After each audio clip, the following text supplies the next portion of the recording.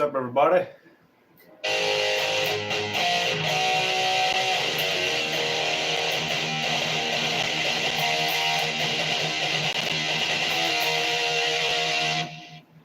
Y'all gonna have to bear with me. I ain't never done this before. And I'm a little under the weather, just now getting over a cold, so if you're gonna see me look at this a lot. I got a computer right here looking at y'all's comments.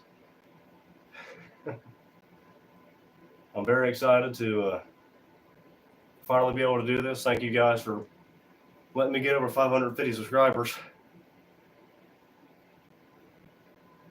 Okay. That's what I was worried about. I didn't know if y'all could hear me or not.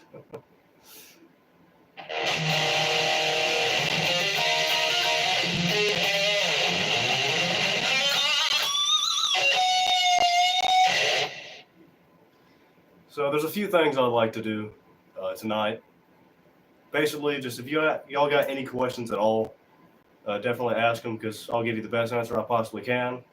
And what DB said, I'm very glad that you're here, to do a metal rock band quiz or trivia, just kind of like discussing like two bands and which ones are better.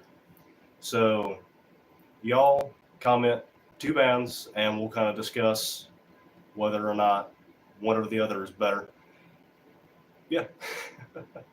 So just comment two bands and we'll get started.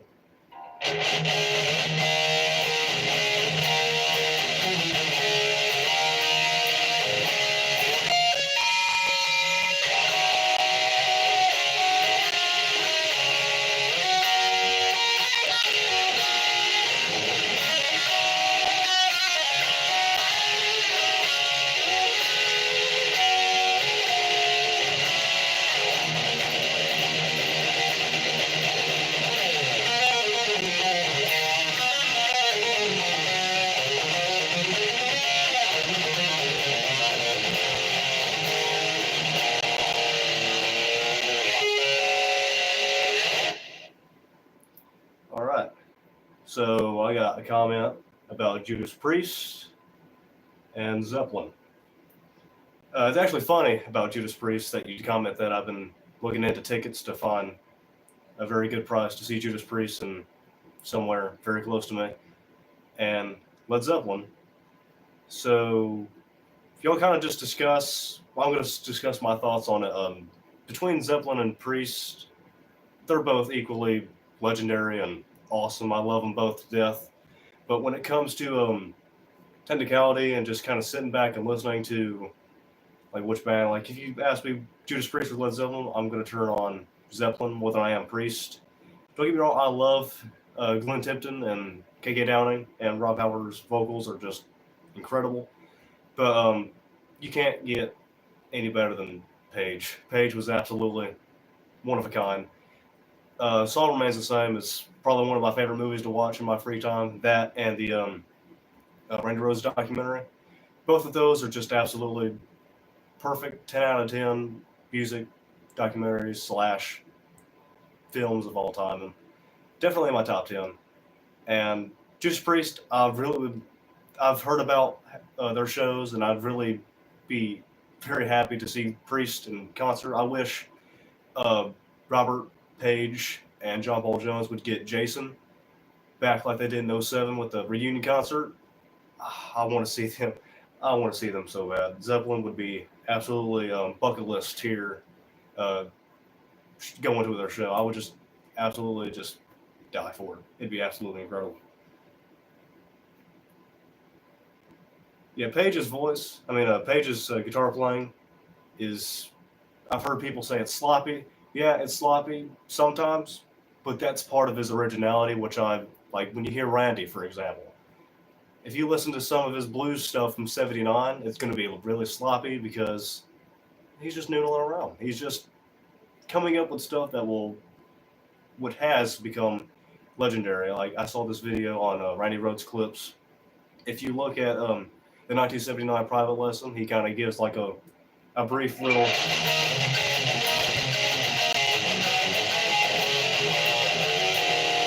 He goes like a little Steal Away the Night intro to one of his students, which I think is absolutely incredible because like a year after they make Blizzard, and I just think it's awesome to see the origin of all that. But Page is playing sloppy. I don't think so. I think that's what makes it good. Like if you listen to Since I've Been Loving You at Madison Square Garden '73, cold chills. It reminds me of like Frampton or Santana. I just love it to death. The best concert I've been to so far. I've been to two. I've seen Alice Cooper and I've seen Avenged Sevenfold. Avenged Sevenfold. um, I have no words. It was a very wild concert, to say the least. It was a great time. It was definitely a memory I'll never forget. I got balcony seats because I knew for a fact there would be a mosh pit, and I wanted to not be caught in a mosh. Anthrax reference. I didn't want to be caught up in all that, and a very good reason why. A lot of people got hurt. And but the first two openers, I think it was like Kim Dracula and Falling Reverse. I didn't really care for the two opening acts. I don't care for the emo like punk hardcore era of like metal. So I was just kind of like dragging through just to see A7X. But they sounded incredible, and it was definitely I was really tired after it. Alice Cooper was perfect. It was my first concert. I went. It was actually a birthday gift last year.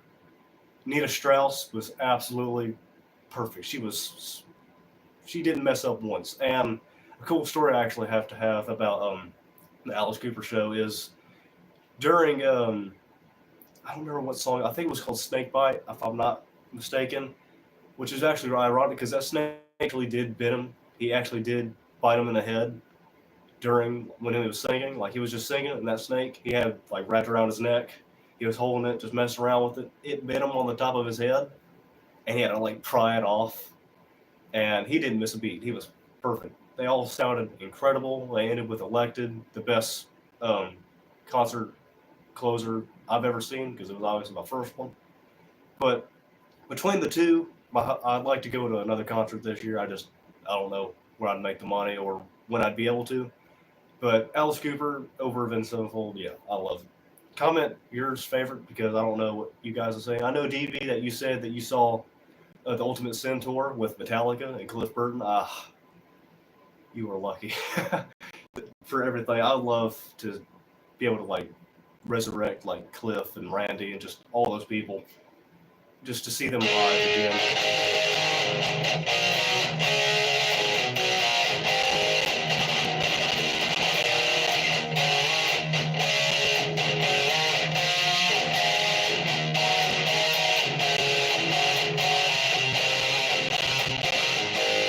If you have any more questions, please ask them because I'll be more than willing to answer anything, just depending on what it is.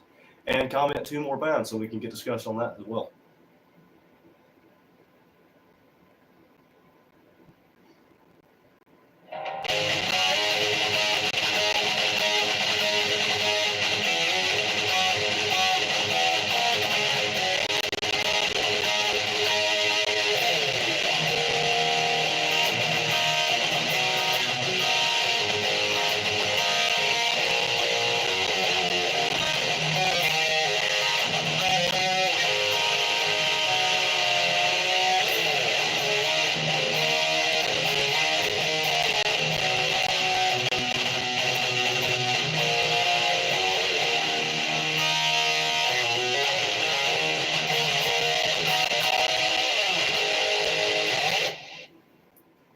I've been trying to save up for a Les Paul, and I've had a lot of people try to get me a Les Paul recently. And if you guys have any ideas on where to get one or just any custom like material and anything like that, it'd be an absolute help. I know I've been told a lot of websites for it, and I've been moving on there a lot, and I've been saving a lot. They're just very expensive. I love music and guitars. It is just a very rather expensive hobby.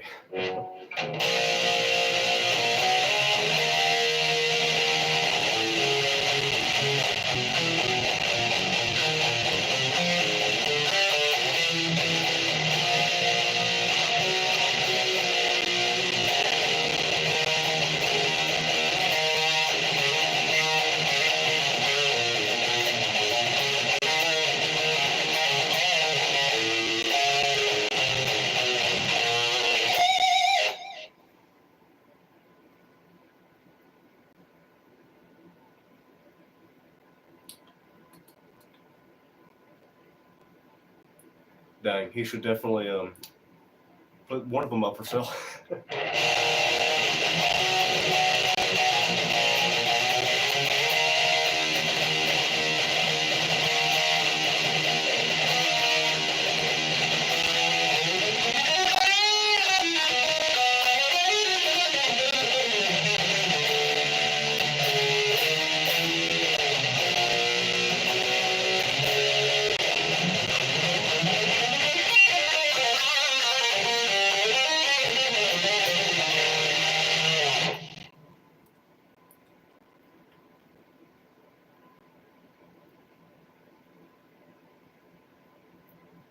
I actually had a question for you, DB. I'm glad that you're here for me to tell you this. What are your thoughts on the whole thing? I know it's kind of old, but what are your thoughts on Bob Daisley discussing the holy grail of Randy's tapes when they recorded Blizzard? I think he should. I think he should just give it to Randy's family, to be completely honest, because I know on the Osborne's podcast they were talking about how they didn't really have anything, and Ozzy said that the quality was kind of crap.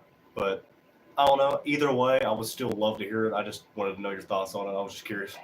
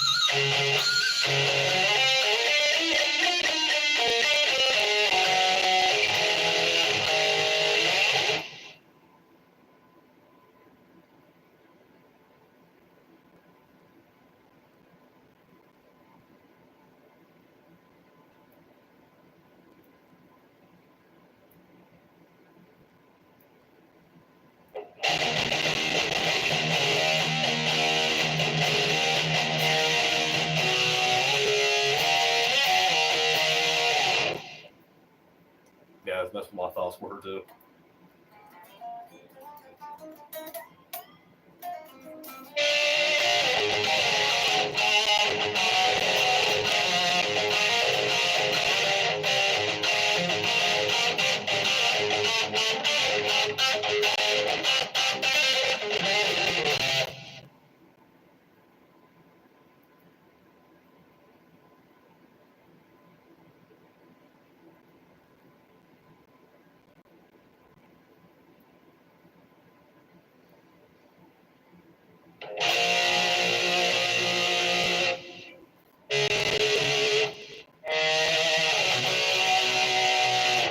But yeah, y'all can start naming. I don't know if y'all heard me or not.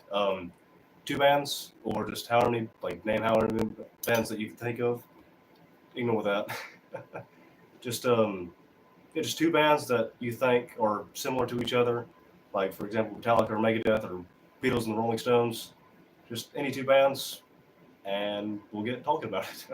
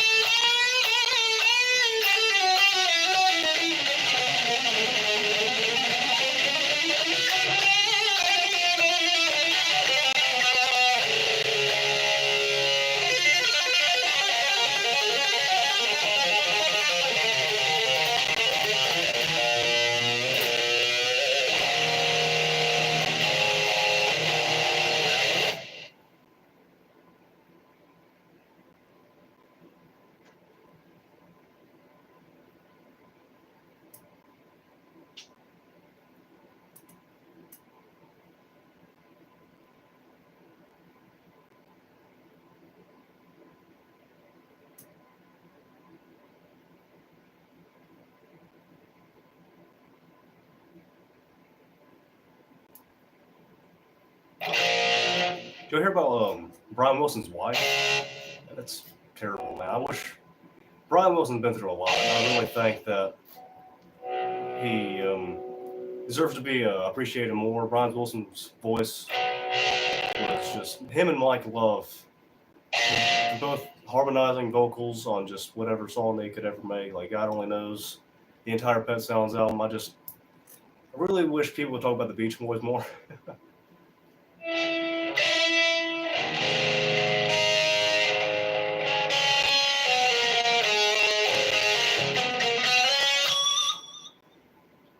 All right, Metallica and Megadeth.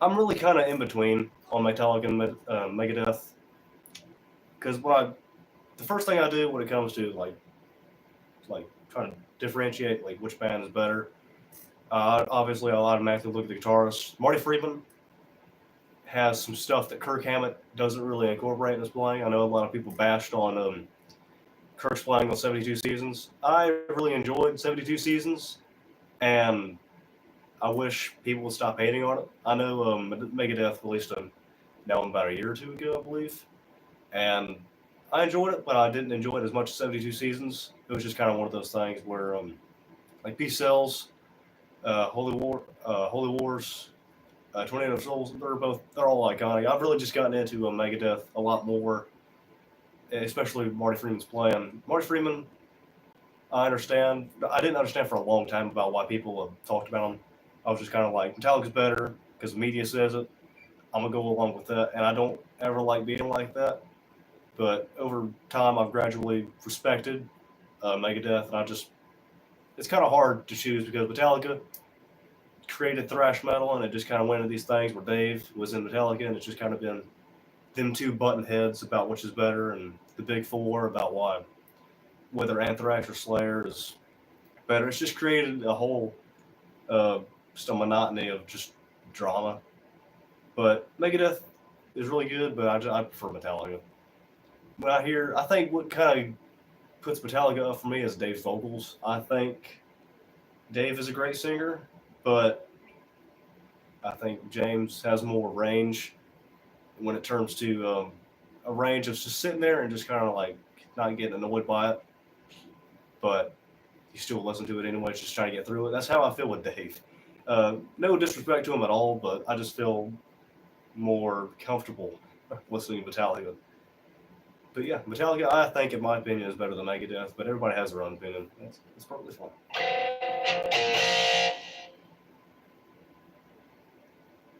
Yeah, I'm very glad too, because if Dave wouldn't have got kicked out, there's no telling what would have happened, because we wouldn't have got Kirk. He would have probably been, I believe he was with Exodus a while before that, or during that period.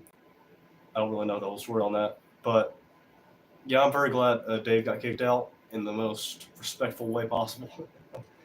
And yeah, it created two of the most influential metal / thrash bands of all time. What are your guys' thoughts on it? Because I'm just kind of rambling about what my thoughts are.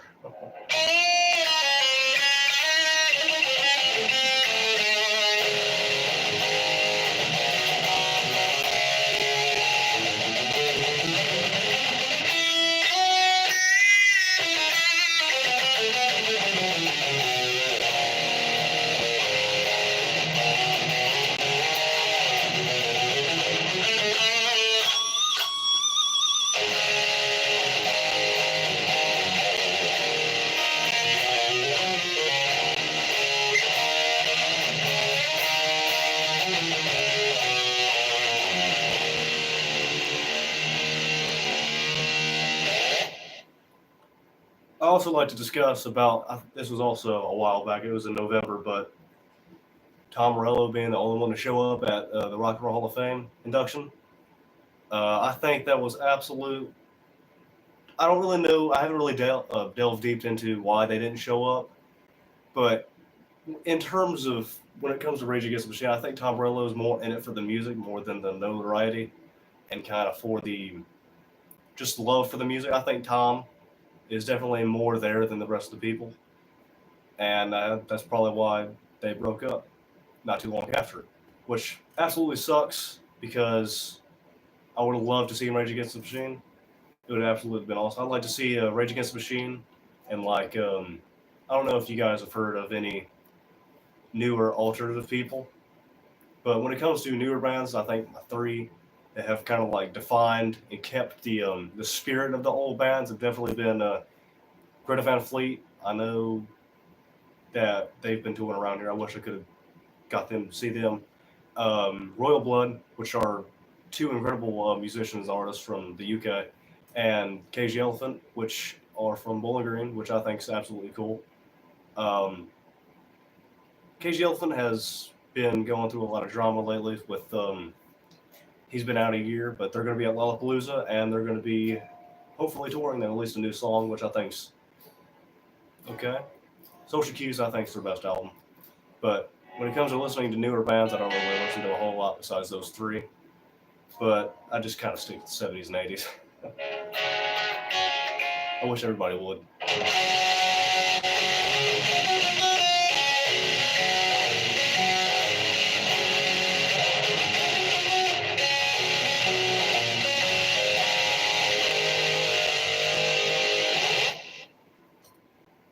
Hey, Gigi. If I mispronounce your name, I apologize.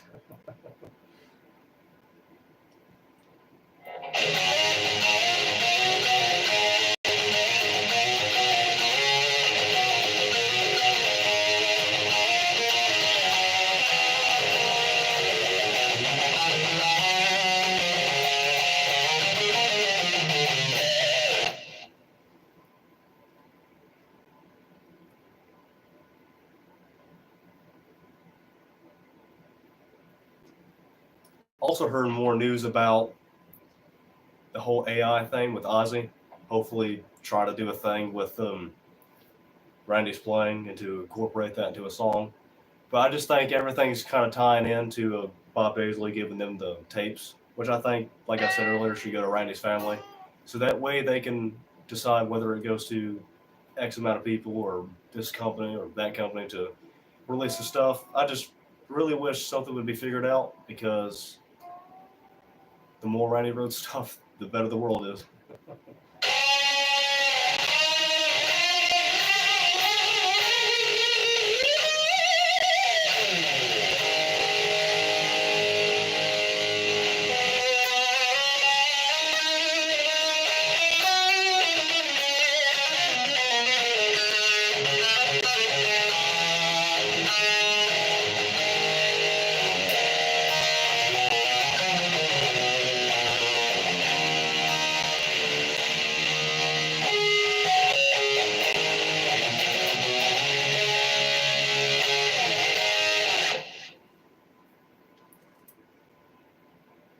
It's just I remember getting this a long time ago, but I've tried to look up more about the app. It's a Line 6 Spider 3. I don't know exactly what year it is. I haven't looked on the serial code numbers for it. It's 120 watts, and it's just a combo amp with built-in effects. It has tremolo, it has chorus, it has phaser, tape echo, sweep echo, which is very fun to mess around with, and a few more stuff that I can't name off the top of my head, even though it's right behind me. Like I said, it's very fun to mess around with. I got it for a past relative of mine, and he just gave it to me. He just didn't play it for a while, and once he just kind of left it behind, he's like, here, he saw the potential in me, and I'm very thankful to them. They gave it to me, and that's also where I got this guitar, and it has blessed me a lot through the 10-year journey to get to where I'm at now. And I'm very thankful to all the people that's helped me in my life, all the relatives, all the people that's walked up to me and thanked me. I appreciate you guys more than you could ever know. And hopefully by the end of the year or half the year, we hit 1,000 because that is a very, very big goal of mine.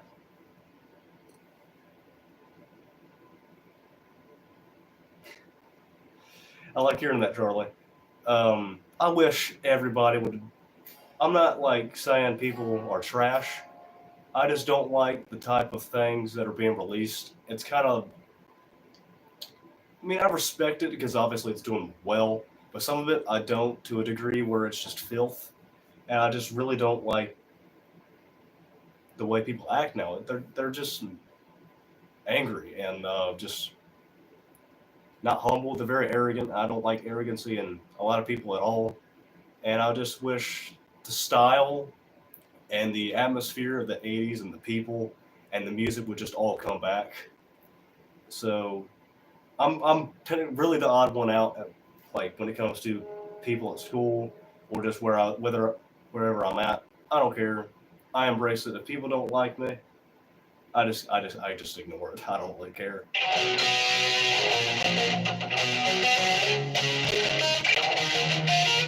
I do love when people point out that I look like I'm from the 80s and take people back to the 80s because that's what I'm going for. I love it and I just love living like it because I wish I would have been born back then.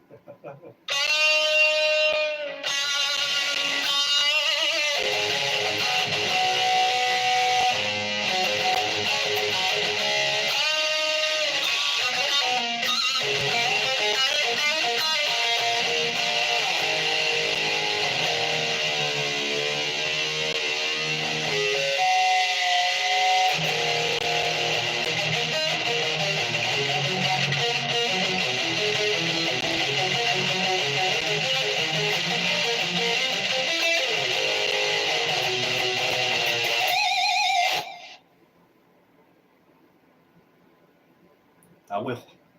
I hope one day, far in the future or very close to where I'm at now, I hope to kind of change people's ways of thinking about. I really, I hope to really go far with music, to say the least. And I hope to be in a band soon. And I hope to just do a lot for the music industry and bring it all back.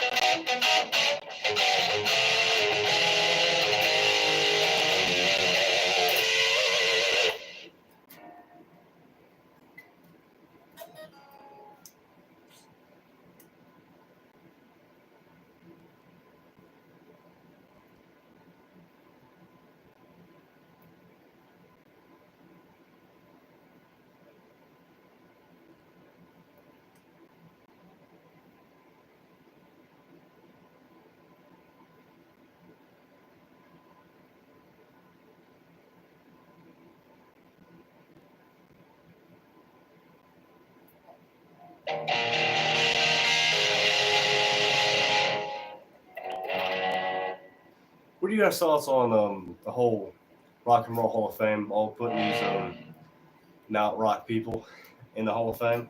It's getting a lot of heat from it, and I love the experience I got from obviously playing at the Rock and Roll Hall of Fame. I mean, Jesus Christ, that's a dream come true. Like I didn't even expect it. I brought a pick just in case. I was in the hotel and I was with it and I had like a spare pick in my pocket, and I totally didn't expect to perform my favorite song at the Rock and Roll Hall of Fame. If you guys haven't seen that video, but I'm sure most of you guys have, but if you haven't, it's in the shorts feed. Just go to my channel and scroll down a bit. It should be a little ways down. But what made me kind of upset is because I tried to edit it because it wasn't filmed with my phone. Tried to edit it and it just disappeared. And now I have 30 seconds of it. But 30 seconds kind of gave you guys a glimpse about the incredible experience I had. It was absolutely incredible. I loved every second of that trip. Seeing Randy's name and signature on the induction plaque was incredible. I really hate that they didn't have Randy's stuff there, but I'm definitely going to make another trip back up there. Definitely knowing that his stuff is there, I'm going to call. I'm going to do a lot of research on what exhibits they have up, and I heard about the thing that I performed at was called the Garage, which is like a kind of an open access thing for people that like want to try an instrument or just want to talk about what kind of instruments are. They can go in and kind of mess around with it. Like obviously they don't have like Black Beauties or Stratocasters, like rare Stratocasters in there, but they have like Squires and like Epiphones and their own custom Marshall amps, which is actually really neat. They have 5150 tube amps, and I went in there and it was kind of silent. Like they had a speaker plugged into the double stack going in. It was very inaudible until I had a family member come up to me saying, "Dude, there's a stage right next to you. They have a set list book. Pick a song, they'll play it." I was like, "Oh, playing in front of a large audience for the very first time. That's nice." And I was very nervous. I kind of messed up a little bit, but I'm very proud of what I did. So that it was just very neat, and I just have no words for it. After I did get to see I don't know if I'm mentioning that in the video if you guys saw it. Bill Ward's drum set was there. It was a singular drum head, which I wish they would have the entire thing there, and Randy's stuff, but they were making room for Judas Priest's induction and all the other people that were getting inducted. They had Rage Against the Machine's exhibit at the very top with Eddie Van Halen. They had a spot for him that they were putting up currently. I didn't get to see that. It would have been cool, very cool to see Tom Morello's stuff there. He was incredible. So, not another one like him. Tom Morello was a really good guitar player. Like, who can make whammy bar, incoherent, random sounds and make it sound great? And nobody besides Tom.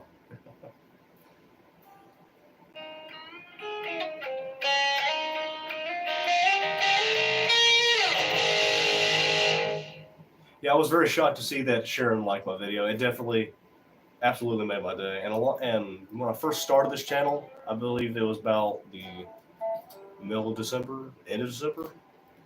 Jack saw one of my videos. I think it's not on there anymore because I took it down because of copyright reasons.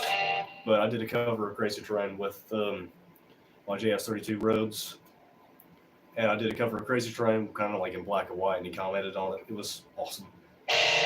I hate that it got copyrighted and it got took down because of stuff like that. Like I was telling you, DB, I know I told you in the comments about how, like, if you play certain stuff by that certain band, you'll just immediately get like banned. Like if you play anything by the Eagles, Don Henley will come for you, straight for you to ban you. I just think it's kind of stupid, but I get it because you don't want people to take credit for your music and get that monetized for something that you created. But yeah, that's the whole reason why they got taken down, and you guys can't see why Jack commented on it.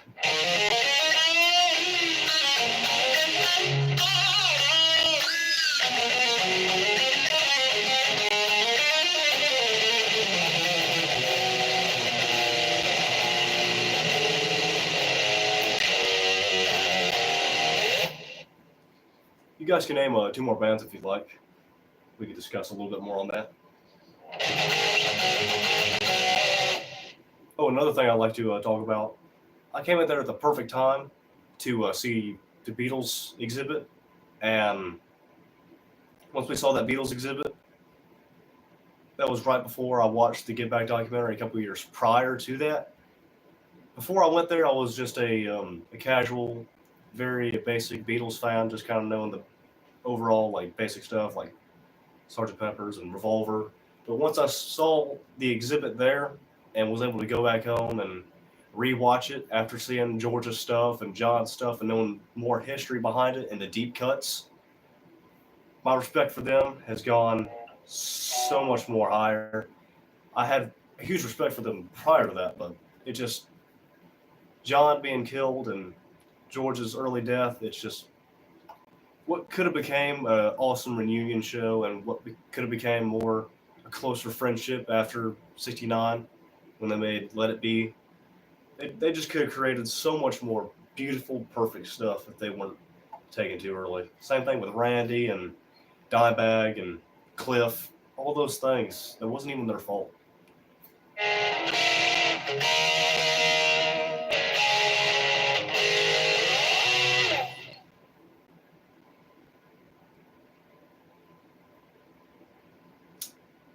Favorite guitars, number 1.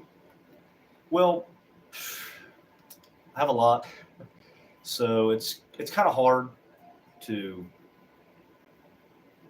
just kind of differentiate why I didn't like certain stuff. Some of them could either be like how the neck is, the certain pickups in them, the bridge, all that determines my likability and playability for the guitar.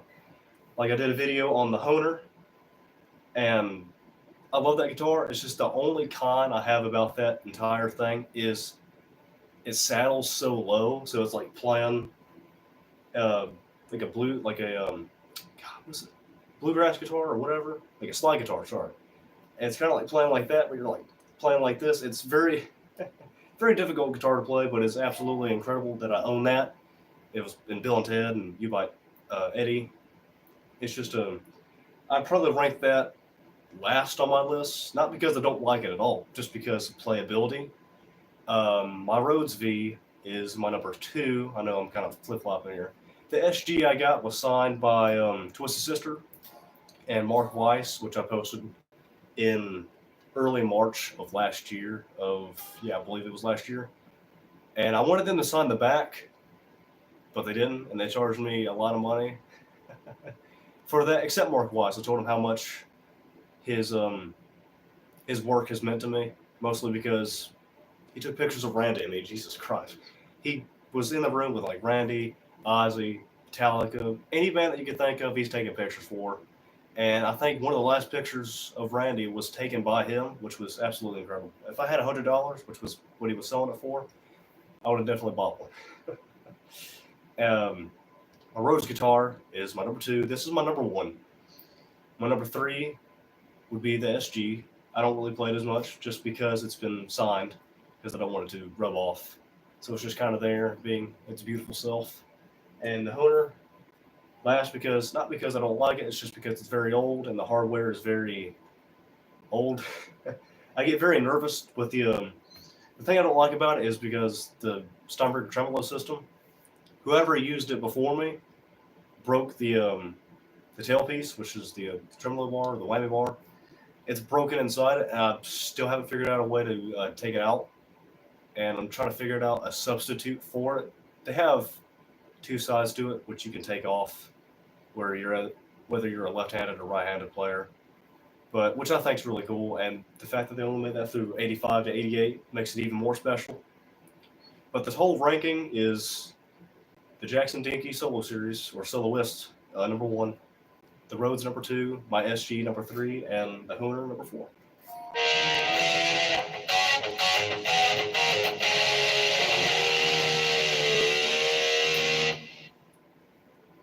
Yeah, it did a little bit.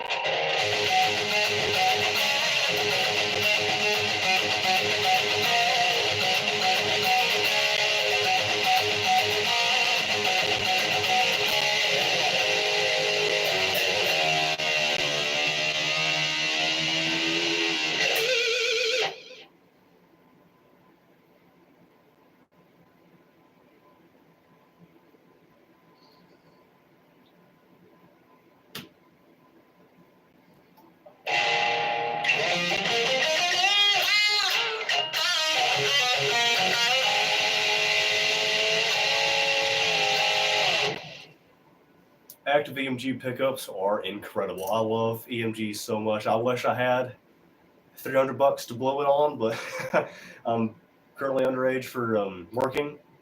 And as soon as I get a job, that's one of the things I'm saving up for. Not only a new guitar, just because I'm an addict when it comes to collecting guitars, and I can't because I don't have any money. But EMG pickups are absolutely incredible. Kirk's Bone Crusher EMGs, Zach Wild's, they sound incredible. I don't know what it is about them. I love Seymour Duncan's. I love just every, I don't know, EMG I kind of side on just because they look awesome, they sound awesome, and it's very warm and tight, if that makes any sense. I just love how they play, I love how they sound, and the only downfall about it is that they're very expensive, and I do not have that type of money. So as soon as I get a job, as soon as I start working, that is definitely one of the things I'm going to save up for. I think the type of pair of EMGs that I played were Zach Wild's, if I'm not mistaken. I did ask the guitar clerk what kind of EMGs were in them. I'm pretty sure they were Zach Wild's, and I did play it on a Marshall stack, and it sounded heavenly.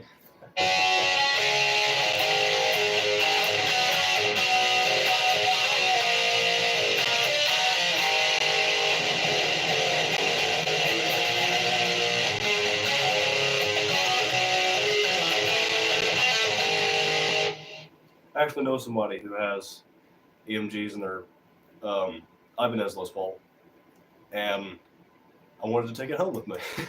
It sounded awesome.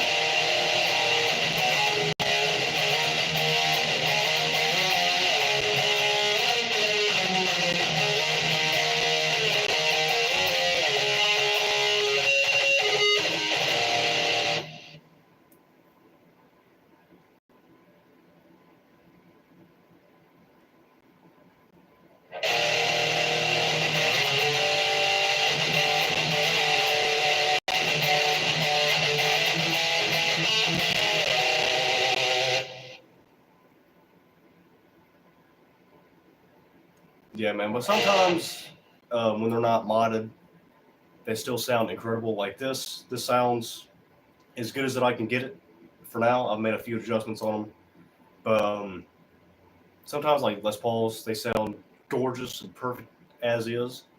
But you like mess with them. Like I've been thinking about getting EMG Super 77s on this one just because I want that old sound because I love it. It's like kind of very Jimmy Pagey, crunchy, and Super 77s are ones I like, and just like standard Seymour Duncans. Yeah, they're just very, very expensive.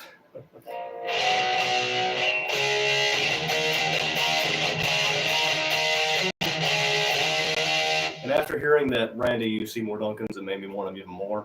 I just don't know exactly what kind of Seymour Duncans he used, so I need to get my research on that. And I'm very eager to get a new amp that has a pedal slot. It's because Kathy, Randy's sister, released a sneak peek for Randy's MXR Distortion Plus signature, which I'm definitely going to buy, even if I don't have a pedal board or any way to be able to use that pedal. I'm going to buy it simply because it's Randy's, and I want to have it simply because of the history behind it.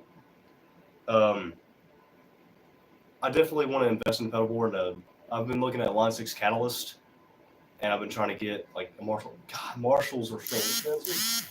I wish they weren't so expensive.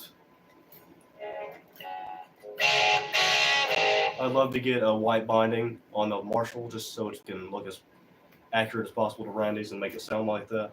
I'm very, like I said, I'm very happy that Kathy's making that. I'm glad that she even let them see his own pedal board, and I'm very excited and eager for them to release it. I hate that it was prolonged, but I absolutely understand why, to get it as best as they can. But yeah, I'm very eager to get that pedal.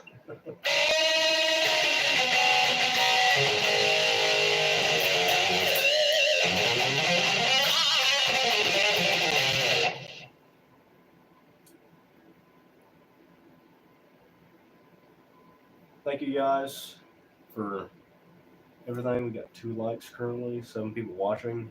Thank you guys a lot. Am I in a band? If not, why? I really want to. I'm not in a band currently simply because opportunities are limited at where I'm at and located. I am this summer. I'm going to go to School of Rock, hopefully to get, they have like a metal camp, which I think is absolutely perfect for me. I went in there last summer or last spring. I think it was like February or April that I went in there, and I talked to the staff. They were really, really nice. They were really surprised about how much I knew and how good I was for the age I am, which I'm very proud of where I gotten and proud of the people and happy to the people that have supported me throughout. And hopefully this summer I'm going to go to School of Rock and be in the house band, and we'll be working and performing and rehearsing from 9 to 3, 9 in the morning to 3 o'clock in like daytime. So we're going to be creating like a 12, I believe they said a 12 song set list for like the average like takes. They said that they weren't going to know where we're going to be performing at. It could vary between them being in their own stage, which looks like the set stage when the Beatles were at Twickenham. and the Get Back documentary. It looked exactly like that, and that's their house stage. We get to perform at. They have a square, which is like a circle, which is like different shops, and like there's a movie theater and like a bookstore, a massive bookstore, and they have a huge fountain next to it. And they have like a power supply unit next to it, so that specifically they can perform there. I've seen videos of people performing there, and I know LO's Metal. I don't know if she's here right now, but she's also in School of Rock, and she is with the band. So people go subscribe to her. She's a a slightly newer guitar. She's followed me a lot, and everybody just go subscribe to her. She needs it. Get her the notoriety she deserves. She's a really good guitarist.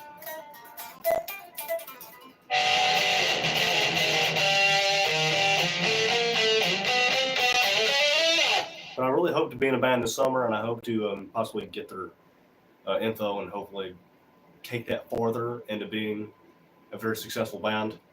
But we'll see. Hopefully, I get there. As long as I put my mind to it, I'll get there.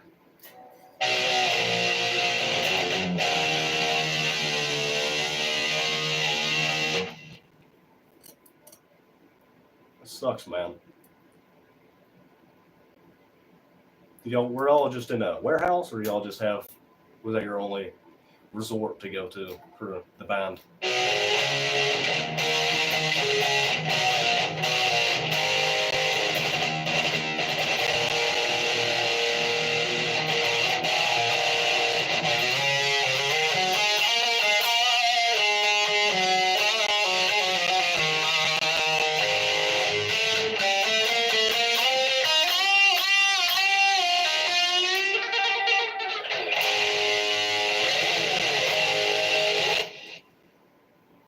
Also, be getting into a lot more Alex Lifeson. He's definitely gotten my top five a lot. My top five updated now is obviously number one's Randy, number two is Jimmy Page, number three is Alex Lifeson, number four is Richie Blackmore, and number five is Hendrix. I think all those people have deserved and made their way up to the top as high as possible. I know there's a lot of people that don't agree with my standing and they have different ones. I absolutely respect other people's opinions as well. But in my personal opinion, I think those are the top five greatest guitarists of all time. In my opinion, I just think you listen to them and like you listen to like an album where you listen to like Alex Lifeson's La Fila Stringiato. It's just a masterpiece. I love everything Rush has done. I love everything Zeppelin's done. I love everything Ozzy's done, even undercover. But I just think they're absolutely incredible. What Richie Blackmore did with Rainbow, Deep Purple, and his solo stuff, it's great. Yngwie Malmsteen's an incredible guitarist as well. I think he deserves to be talked about a whole lot more. I feel like some musicians are like that. It's like if you're not in the music industry or you're not associated or in that little niche of people that know these type of people, you won't know about them. But once you're in it and to just experience it for the first time, it's one of the greatest experiences in the entire world now. Hearing Alex Lifeson, hearing Tom Schultz, Yngwie Malmsteen, Mick Ronson, Buck Dara of Blue Oyster Cult, they're just absolutely underrated. Peter Frampton, Jesus, Peter Frampton. I know back in the 70s he was like a major, like him and Todd Rundgren were like majorly popular just because they like attracted all the chicks in the 70s. But I think it was more not just the look and the sound, it was his playing. It was kind of like Santana. It reminded me of though his note choices were just very unique and different at the time. And I just think Peter Frampton and all those guitarists I named deserve to be appreciated a lot more.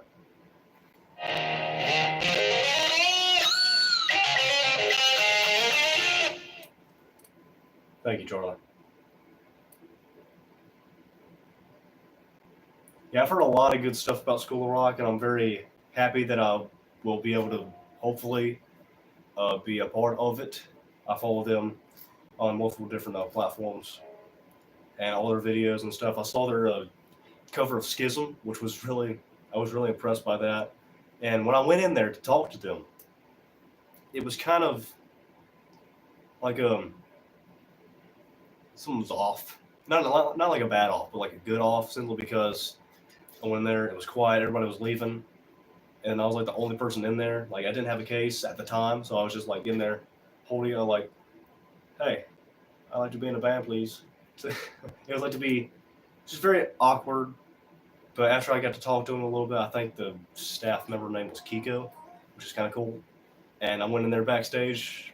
The last guitar teacher or instructor that was in there, I went in there to like a small like room where they kind of like just taught. And I went in there. We played to Led Zeppelin 2 and Moving Pictures, and it was an incredible experience. And we were talking. Like a few more people went in there and just kind of talked, and we just kind of gelled well.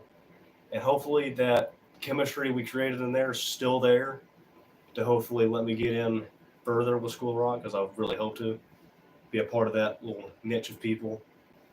And I just wish there were more people that liked rock and metal music. And I hate when people like put like all the people like nowadays like stereotypically think about like emo music. It's not emo. I hate when people say that. And if people were just to take time off about whatever they're doing nowadays, I wish people would take time to sit down and listen to the music, like early music, not the. In my personal opinion, I think the 70s and 80s were by far the best in the 60s. But if they just sat down and listened to like Stairway to Heaven or Going to California or Revelation Mother Earth, Red Barchetta, they're perfect. They're absolutely perfect, and I just wish people would see that. And a lot of people don't. There are a few, and those are a dime a dozen, and I've befriended all of them. I just wish that more people would be um, exposed to that type of music, and not what's being exposed nowadays. But yeah.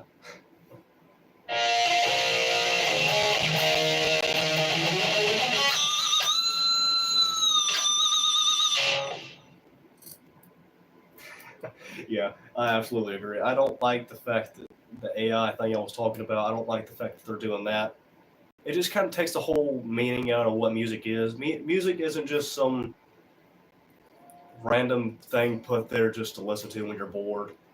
It's an incredible thing that you just feel. It's not for your ears and not for personal enjoyment. It's for your soul. It makes you feel so much better. It's beautiful. It's gorgeous. And when you're on stage playing with the band, and the feeling of everybody playing in time, and those chords, and you could just feel the vibration and the distortion, and all the little slight little nicks and ticks that happen in the back or just feedback. It's all perfect. I love it so much. Music is my absolute everything. I love music. My music is number one. I love it forever.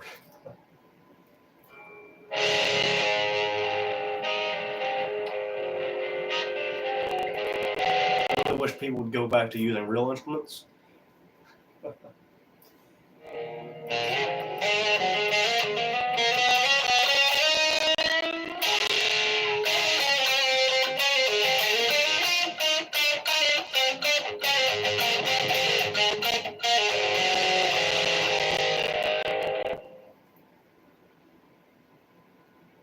I absolutely agree with that, 100%.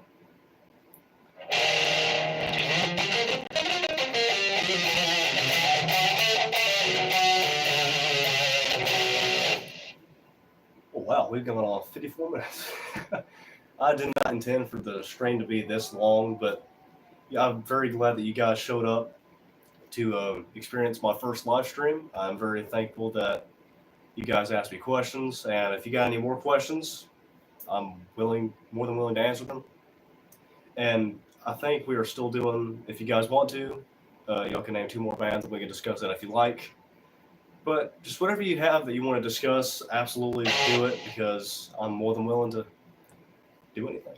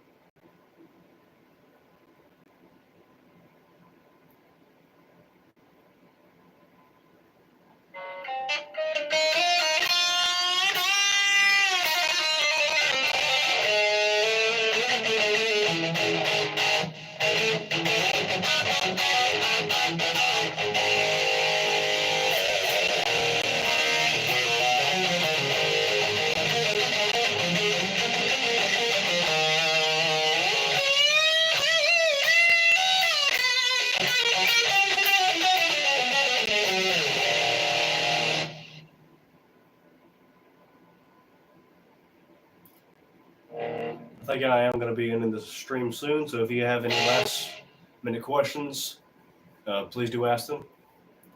Or if there's anything, like I said, you want to talk about or discuss, I'm all ears.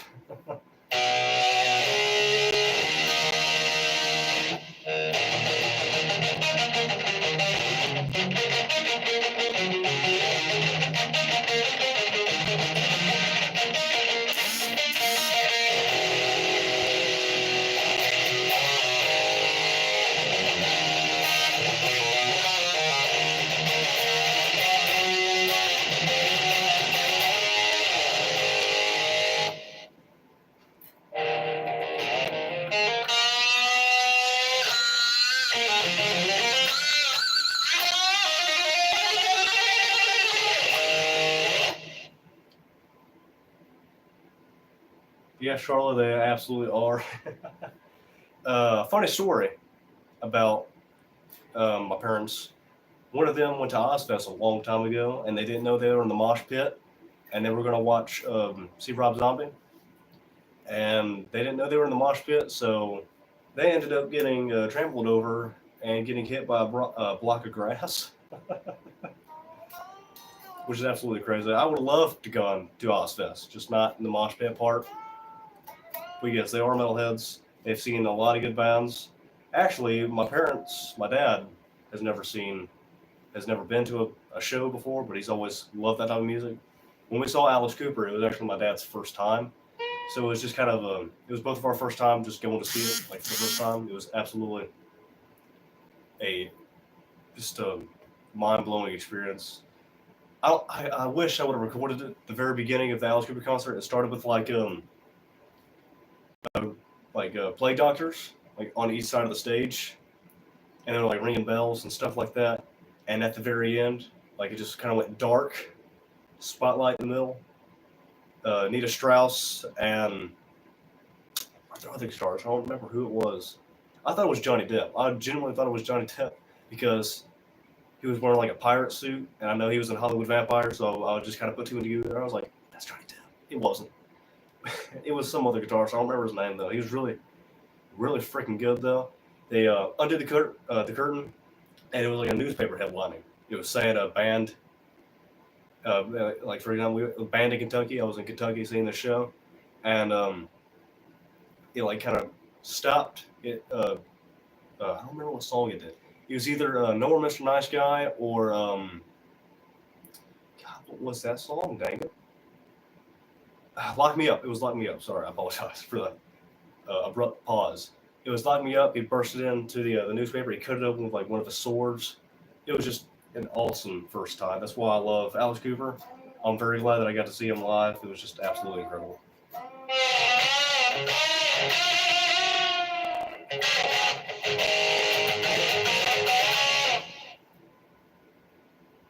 Oh, he played every song that you could possibly think of. That was great. He played Poison, Feed My Frankenstein, School's Out, Elected, I'm 18. The only song I wish he would have played live was Hello Hooray, which is the opening track to $1 Billion Babies, which is one of my favorite albums of all time. I love that entire album. Some of it's kind of weird, but it just has an incredible song list. Yeah, he played $1 Billion Babies. I loved my favorite Alice Cooper song is $1 Billion Babies. That entire song was absolutely just. When I first heard it for the first time, I actually heard it when I was watching the 70s show when Donna was working at the Radio Shack for the sound. I don't know if you guys watched the 70s show, but incredible show. Check it out. $1 Billion Babies, when he played it live, they played it like a whole step down, which is like a drop D. Nita Strauss playing it, and then at the very end, if you know the song at all, at the very end, it goes into like a.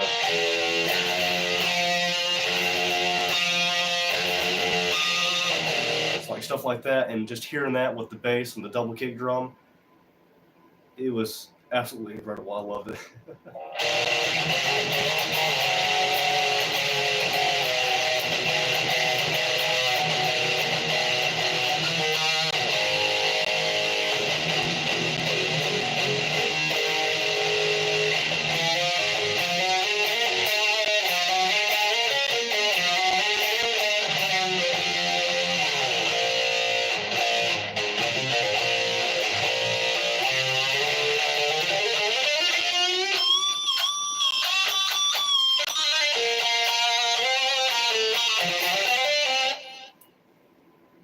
have heard a lot about Testament, but I've never sat down and listened to them. I know Sabaton.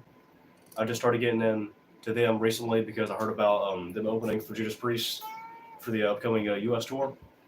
And I actually sat down and listened to Exodus and like sort of bands like that.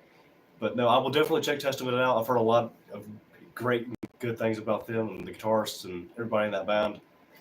I've heard, I think, one song by Testament. I don't remember what it was, but it's an incredible song. I love it.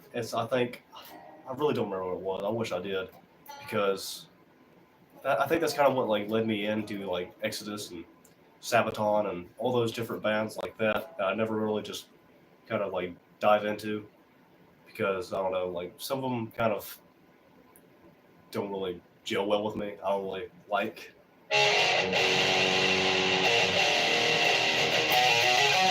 Practice What You Preach. Oh my God, that was the song. I swear, I love that song a lot, and that's what got me into Testament more. But I just haven't listened to anything a whole lot recently.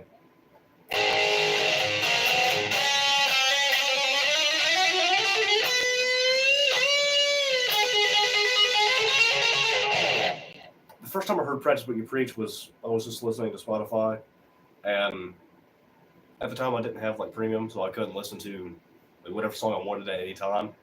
So when I heard Practice What You Preach on like I think it was like Metallica radio like playlist, and that's what came on, I was like, I think I was in school when it happened. I was in like school, like after a test, we were allowed to get on our phones and stuff, and I like put on a playlist. And I heard that. I heard Practice What You Preach, and I heard Am I Demon by Danzig for the very first time. And it was just, I think it was right before I went to see Alice Cooper. It was like a couple days right before I went to see Alice. And it was just mind-blowing. Like those two songs, hearing them for the first time, especially like where I was at, I couldn't like express how amped I was to hear it for the first time, because I was in school and it was like not a lot of people like that, like I said, that would understand. So if anybody asked what I was doing, I would just you wouldn't understand. You'd have to listen to it.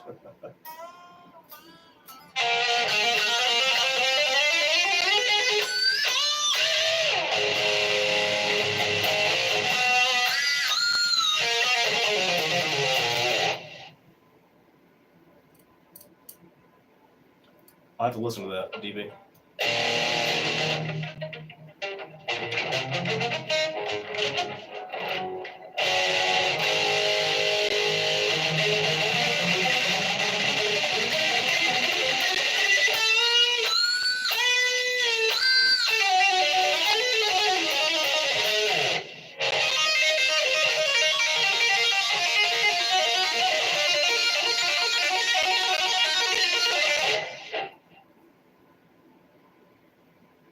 I will.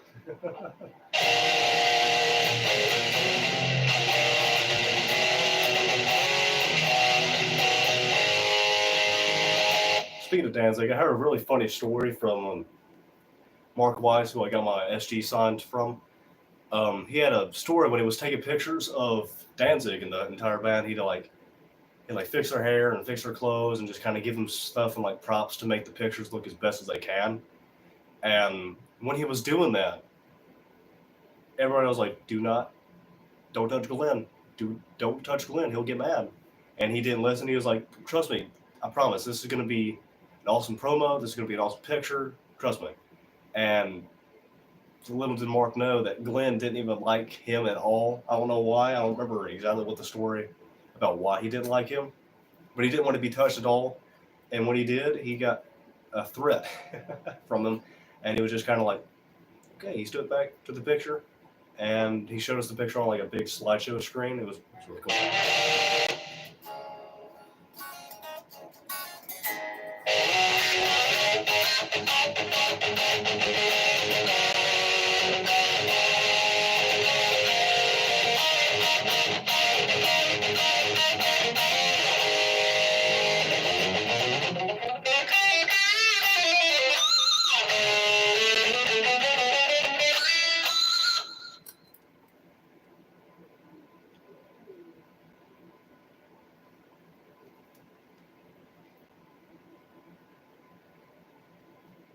I think we are going to wrap this stream up for the night.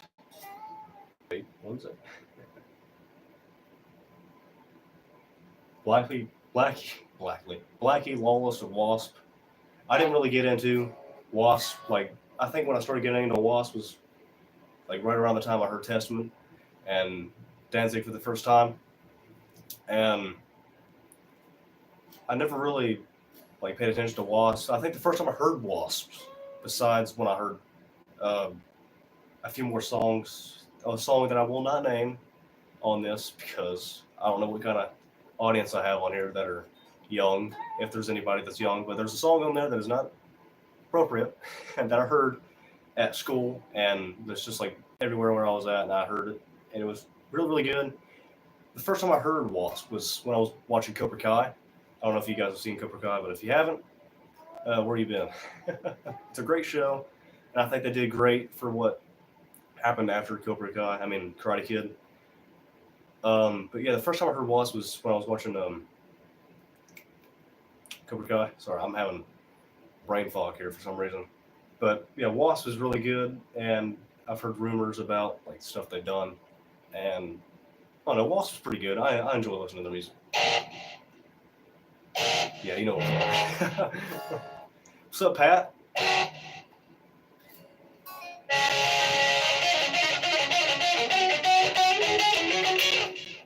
I couldn't sign up for Mike's entry for the BC Rich, even though I wish I could have. I don't have Venmo or what. I don't remember what he was using to pay for his restaurant, even though I wish I could have because I know it would have gone to a good cause. But whoever wins that is definitely lucky, and I would definitely have Mike and the rest of Sanctus sign it.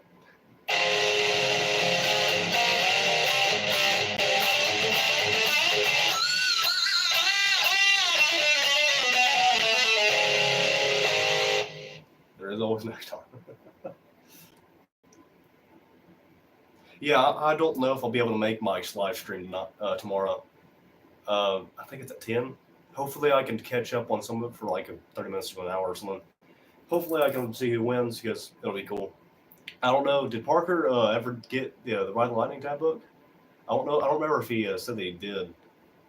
But if he hasn't, that's just funny.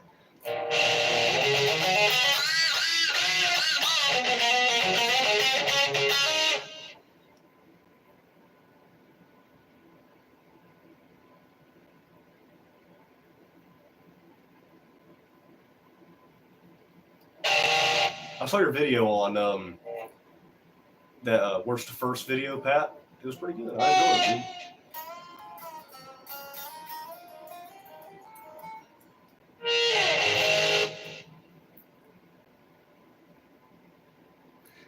Yeah, he does.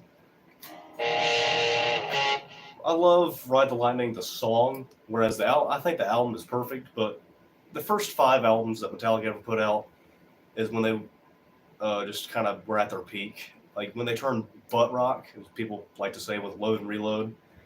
I like Load and Reload, but I just don't think they're obviously as good as the first 5. I mean, Kill 'Em All is my personal favorite.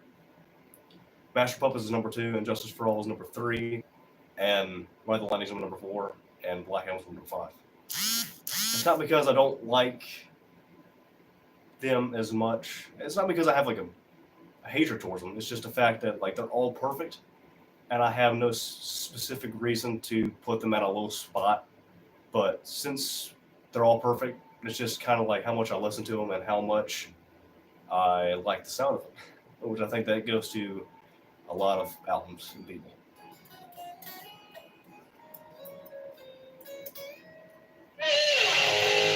You actually introduced me to Robin Trower, and I listened to that album. It was really good.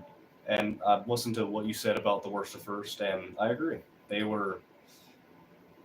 I was looking. I think I heard about Robin Trower, but I never listened to him because, like, usually what I do for some of my videos is like, I have like X amount of like CD collections, record collections, and cassette tape collections, which I'll probably make videos in the future about, just kind of like going through each one and the history about how I got it. Some of them are really funny, like when I got my Def Leppard album by Pyromania.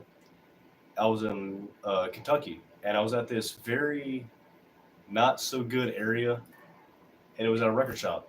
And it was really sketchy, but as soon as I walked in, I knew the album I was looking for.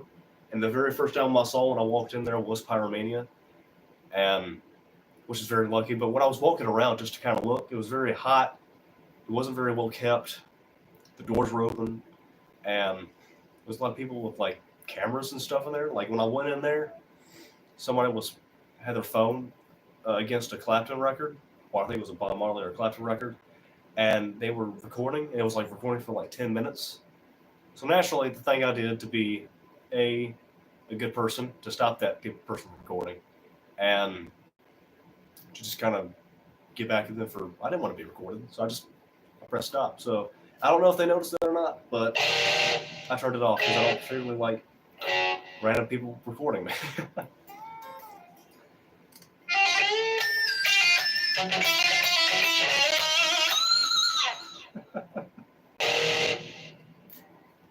First album that I listened to, or first album that I bought? DB. Because the first album I listened to, God, that was a long time ago. It was a tie. I think the first album I listened to was AC/DC Live in 1991, or it was, I believe it was AC/DC Live 1991. My parents turned it on. He's like, here, listen to this. It'll blow your mind. Thunderstruck popped on, and I was just like, yep, this is awesome. This is exactly what I want to do. But the first album that I bought, physically, I've inherited a lot of albums from like family members.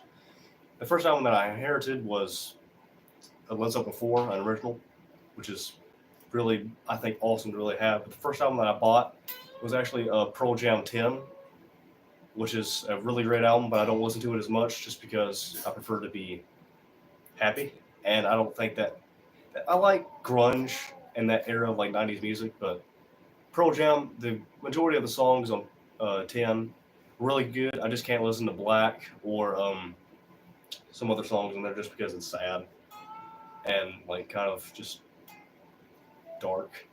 But I really enjoy that album, and I think the second album that I bought like a couple days after that was Journey's Escape, which is an incredible, perfect album Journey ever made. Journey's made a lot of good albums, but Escape is definitely probably my favorite, along with Frontiers. And I think one of the other first bands that I heard around that time was I heard AC/DC. Obviously, I had a really big Guns N' Roses phase for some reason, and then I had an REO Speedwagon phase. REO is a great band, and I don't think they get mentioned as much. I know they kind of went from multiple different singers and people until they got Kevin Cronin, and I know they've had a lot of drama, but I think they're a really good band. And as a youngster getting into the music industry at like 4 or 5 when I was that little, which was 10 long years ago, when I first heard those, I was just kind of like blown away, and I got into a little phase, and then I got into Randy, and now I've been in that phase ever since, and I'm never going to leave that phase.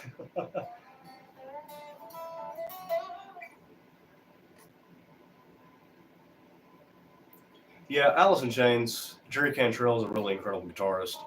Mike McCready of Pearl Jam is really good too.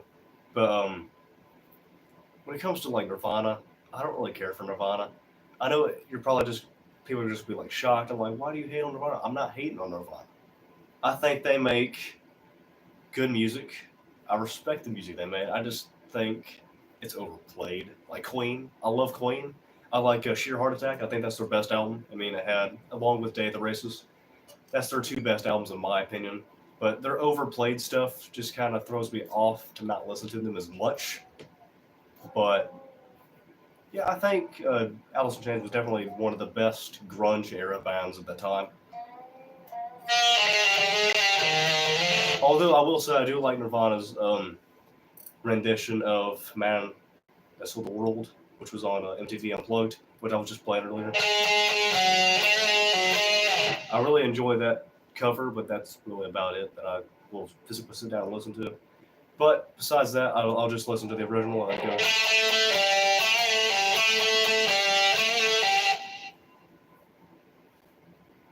High Infidelity is an incredible album. I don't care what people say. I don't care what people think about REO. High Infidelity is an incredible album.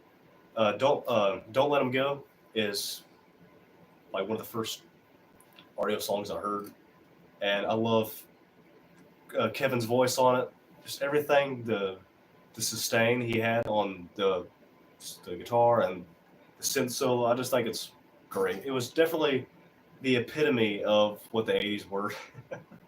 I think the albums that epitomize what the '80s were like Pyromania, not Pyromania, but Hysteria, High Infidelity, Bark at the Moon, and Master of Puppets. I think were really, if you're to give anybody a list of albums from the '80s, I feel like you should definitely give them those because that's.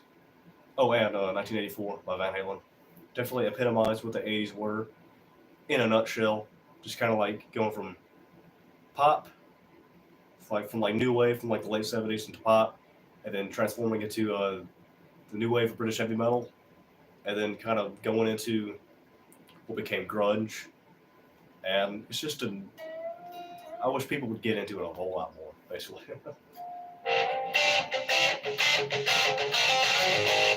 I also heard that REO is going on tour with Train, which would be a really good concert to see as well.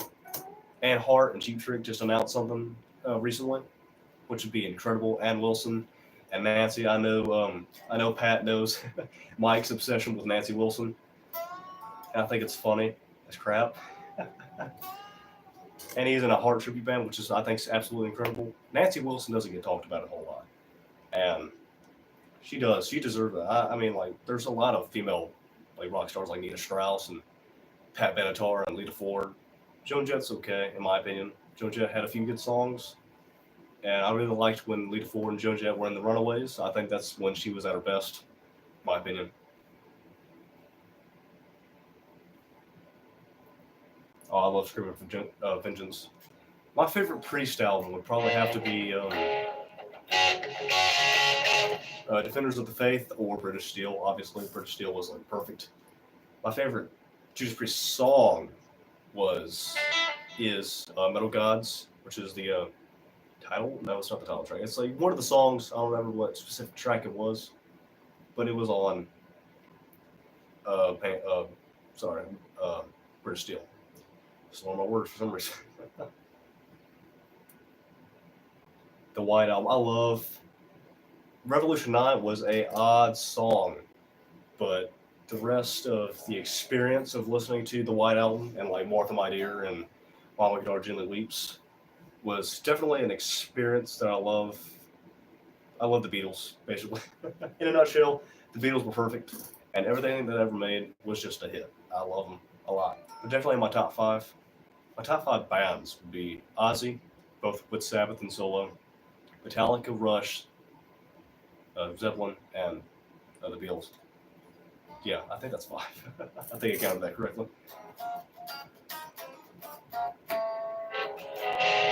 I have Steppenwolf Live, and I love listening to that album. I remember I got it a while back, about a year or two ago. We were at a thrift store and I bought it because I have a Steppenwolf's debut album with Born to Be Wild and what's that other song on there? Jesus. I don't remember the other songs, but they're really, really good songs. And Push, that's the song I was looking for. Thanks, Pat. And I got a Davida by Iron Butterfly. I like Iron Butterfly. I like the when it comes to 60s psychedelia, transforming into music like Hendrix, Doors, Janis Joplin. Then you had Iron Butterfly, and just a lot of fairly heavily psychedelic bands like I know there's a lot. The Grateful Dead, obviously. I enjoyed the Grateful Dead. I've gotten a lot more respect after knowing the history behind Jerry Garcia and seeing this stuff at the Rock and Roll of Fame, which is really cool. I actually didn't know about that, about the band Rob Halford did. I don't know if you guys know. I'm sure you guys know Hearing Aid, which was formed by Dio in '85 or '86. I don't remember because they did Live Aid in '85, and they were very strict on having certain underground metal artists like Quiet Riot and Dio and all the bands like that. The Wasp, Twisted Sister, they didn't have those in there. They did have Sabbath. They had Sabbath with Ozzy, and I think that's about the only metal bands they had in Live Aid. But when they were doing that, a year after Ronnie, I watched the Dreamers Never Die documentary, which is incredible. If you guys haven't seen that, definitely go watch it. In Dreamers Never Die, he was going into his wife was going into how they formed Hearing Aid, and they had Rob Halford, Twisted Sister, Quiet Riot, Motley Crue, everybody that you could think of as metal artists, like quintessential metal artists of the 80s, was in that. I love watching the documentary and hearing the history behind it. I wish they would release two things on streaming services for music. They should release the first two Quiet Riot albums with Randy Rhoads, and they should release songs with Hearing Aid, and Manic something. I had gotten into more history about like Whitesnake after knowing that Steve Vai, Rudy Sarzo, Tommy Aldridge, and David Coverdale were in 1988 and formed Slip of the Tongue. I didn't know the history behind Whitesnake. I know David Coverdale was in Deep Purple, and I know it's just kind of like one big circle and kind of just revolves around them connecting in some sort of manner. And I've read that Rudy and Tommy, after they left Whitesnake, they had made another band. It's called Manic something. I really don't remember what it was called. Manic. I looked it up the other day. Something Manic. Take that. Don't take it for word. I think it starts with Manic. Okay, I'll look it up later, and I'll post it on community. Y'all got it's on YouTube, and they sound great. I think it was. I don't know. Just if you're out there, go look up Rudy and Tommy's band. It starts with Manic. I know for a fact it starts with Manic. Don't judge me.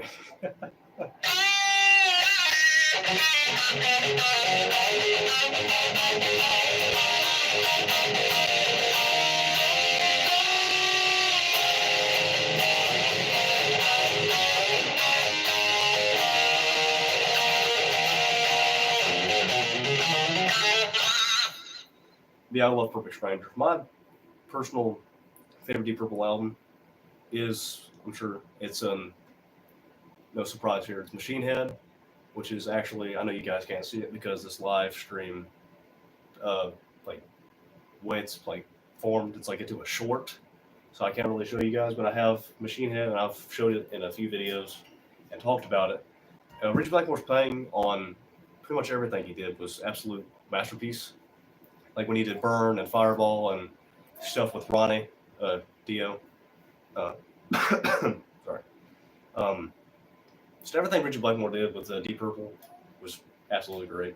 And I think everything that came from like Deep Purple and Sabbath, like it kind of merged off into like Whitesnake. You had when Randy came for Quiet Riot, and when you had Glenn Hughes with Sabbath, David Coverdale went to Whitesnake, and then it just kind of Ronnie Dio was with Rainbow with Blackmore, which was from Deep Purple. It's just a lot of awesome stuff that just kind of revolves around itself. Oh yeah, that's another one. Ian Gillan. Thank you, Charlie, for mentioning that.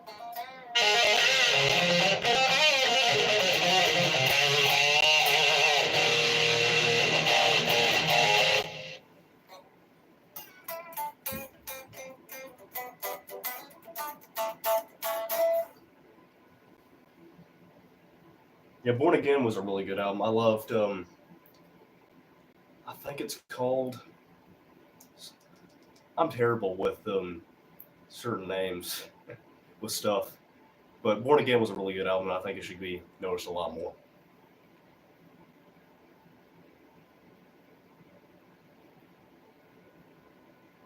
Ooh, Lord mercy, we've gone on for 86 minutes now. There's 7 people watching. Thank you guys so much. Zero the Hero, that's what I was trying to name. I love that song. Gillan's voice, Tony's playing, just super solid and perfect. I love it.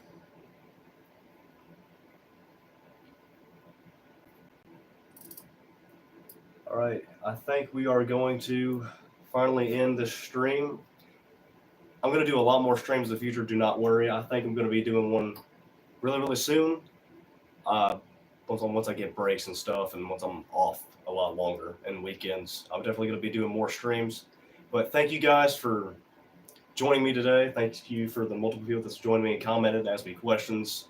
Just thank you guys for everything. You are an incredible audience, and I love you have the best subscribers. Hopefully we can hit 1,000 before the end of this year or before the middle of this year, what I'm hoping for. But yeah, thank you guys so much for joining me tonight, and I'll see you guys whenever I post a new video. All right.